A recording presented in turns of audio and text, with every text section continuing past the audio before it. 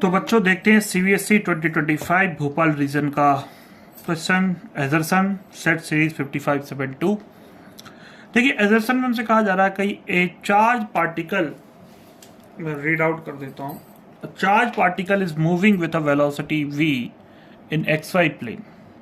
मतलब एक charge particle है और वो v वेलोसिटी से xy प्लेन में मूव कर रहा है, मेकिंग एन एंगल थीटा, और उस थीटा की जो रेंज है वो 0 से π/2 के बीच में विथ x एक्सिस से।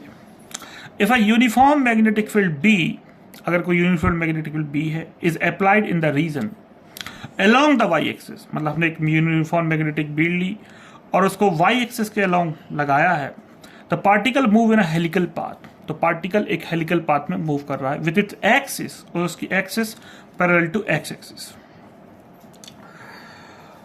तो ये तो एजर्सन हो गया। और इस एजर्सन का जो रीजन दिया गया है कि direction of magnitude of magnetic force acting on a charge particle moving in a magnetic field is along the velocity of the particle.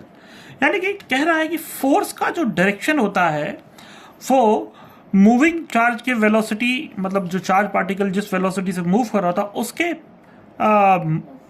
Parallel होता है, अलोंग होता है। तो चलिए आज हम इस सिचुएशन को समझने का प्रयास करते हैं। तो जैसा कि क्वेश्चन में हमसे कहा गया है, मैं देखिए पेपर को ऊपर निकाल लेता हूं ताकि मैं आपको बता भी सकूं। ये एक चार्ज पार्टिकल है, ठीक है। तो हम एक एक्सिस सिस्टम ड्रॉ कर लेते हैं। ये मेरा एक्सिस सिस्टम है और मैं इस एक्सिस को y एक्सिस कह देता हूं और इस एक्सिस को मैं x एक्सिस कह देता हूं।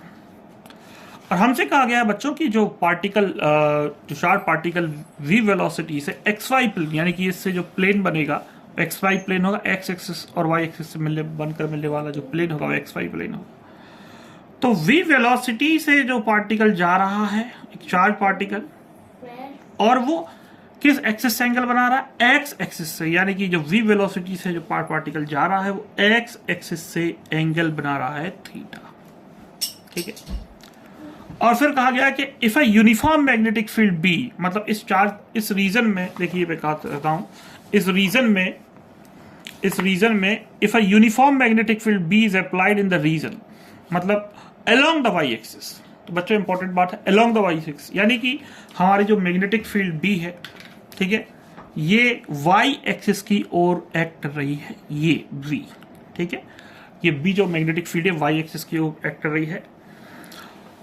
तब हमसे कहा जा रहा है कि जो चार्ज पार्टिकल होगा, तो चार्ज पार्टिकल है ना will move in the helical path. इस कंडीशन में चार्ज पार्टिकल हेलिकल पाथ में मूव करेगा विद इट एक्सिस, देखिए मैं रख देता हूं, with it axis parallel to axis, जिसकी एक्सिस मतलब जब मूव करते समय उसकी एक्सिस पैरेलल टू एक्सिस के अलोंग मूव करेगा, ठीक है। तो आइए इस सिचुएशन को हम समझते हैं। देखिए तो हम क्या कर सकते हैं कि ये जो पार्टिकल है, चार्ज पार्टिकल, इसकी वेलोसिटी के कंपोनेंट्स कर सकते हैं। तो बच्चों यहां पर आ जाएगा एक कंपोनेंट v cos थीटा, ठीक है। आई होप ये कंपोनेंट्स आपको निकालना आता होगा। और इस y एक्सिस के अलोंग जो कंपोनेंट आएगा v sin थीटा, ठीक है। और बच्चों आपको एक फॉर्मूला पता होगा, force acting on a charge particle F equal to Q v cross b। Important है क्योंकि इसी से ये तय होगा कि पार्टिकल पे फोर्स कैसा लगेगा, ठीक है। तो इस फॉर्मूले में एक बहुत इंपॉर्टेंट बात है कि जो फोर्स है, फोर्स वेलोसिटी और मैग्नेटिक फील्ड आपस में परपेंडिकुलर होना चाहिए, और इन दोनों के परपेंडिकुलर फोर्स रहेगा। हमने जो क्रॉस प्रोडक्ट का रूल पढ़ा है, ए क्रॉस एक वेक्टर ए है तो हम इसको बी क्रॉस सी लिख सकते हैं। तो यहां पर भी ऐसी सिचुएशन है। तो अब देखिए वेलोसिटी की दो कंपोनेंट है, एक तो v sin थीटा है जो मैग्नेटिक फील्ड के अलोंग ही है, और एक v cos थीटा है जो मैग्नेटिक फील्ड के परपेंडिकुलर है। तो यहाँ पर जो पैरेलल कंपोनेंट है उसके कारण कोई फोर्स जनरेट नहीं हुआ, क्योंकि यहाँ पर हम अगर इसको फॉर्मूला जनरेट करें तो ये QVV sin थीटा, और यहाँ पर एंगल v sin थीटा और b के बीच का एंगल 0 है, तो फोर्स 0 हो जाएगा इस केस में। तो यानी कि फोर्स लगेगा v cos थीटा पर, v cos थीटा, चलिए थोड़ा सा आगे बढ़ाते हैं, v cos थीटा इधर v cos थीटा, ठीक है। और फोर्स जस्ट इसके हम उसका निकाल सकते हैं डायरेक्शन भी। तो बच्चों मैं आपको बता दूं कि अगर ये वी या अगर मैं फिंगर्स को वी की ओर रखूं ऐसे, और ये देखो मैग्नेटिक फील्ड बी है और ये वी कॉस थीटा है, तो मुझे डायरेक्शन मिलेगी, यानी कि वी देखो आपने रूल पढ़ा होगा वी क्रॉस बी। तो ये जो थंब है मेरा, ये इनवर्ट जा रहा है, ये अंदर की ओर जा रहा है, यानी कि जो फोर्स लगेगा वो कुछ इस तरफ इस तरीके से लगेगा, पॉइंटिंग डाउनवर्ड। किस पर? वी कॉस थीटा पर। तो वी कॉस थीटा पर डायरेक्टली पॉइंटिंग डाउनवर्ड फोर्स लगेगा, जिसके कारण अब आप थोड़ी सिचुएशन यहां पर देखो, ये वी कॉस थीटा है, वेलोसिटी का दो component v sine theta, v cos theta force downward into the plane लग रहा है। तो मैं इस सिचुएशन को आपको फिर से बताना चाहता हूँ, ये वी है, इसका वी कॉस थीटा, यहां पर ये फोर्स लगेगा, डाउनवर्ड लगेगा, ठीक है। इस डाउनवर्ड फोर्स के कारण, अगर आप फिगर को देख पा रहे हैं, इस डाउनवर्ड फोर्स के कारण अब सोचिए, एक कंपोनेंट एक वी है ये, और ये फोर्स नीचे की ओर लगेगा, तो इसके कारण ये सर्कुलर मोशन में आएगा।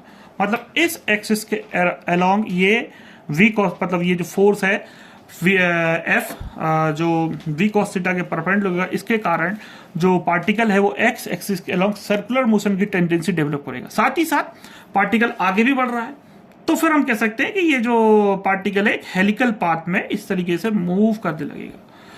तो बच्चों यहाँ पर जो एजर्सन लिखा है हमारे पास, अगर आप देखें एजर्सन, ठीक है, मैं थोड़ा जूम कर देता हूँ इसको, एजर्सन है ना। अगर आप देखें तो हमसे कहा जा रहा है कि a charged particle is moving with a velocity v in xy plane making angle theta, जगह थीटा की वैल्यू दे रखी है। If a uniform magnetic field v is applied in a region along the y-axis, the particle will move along helical path with this x-axis parallel to x-axis, यानी कि particle जो x के along move करेगा।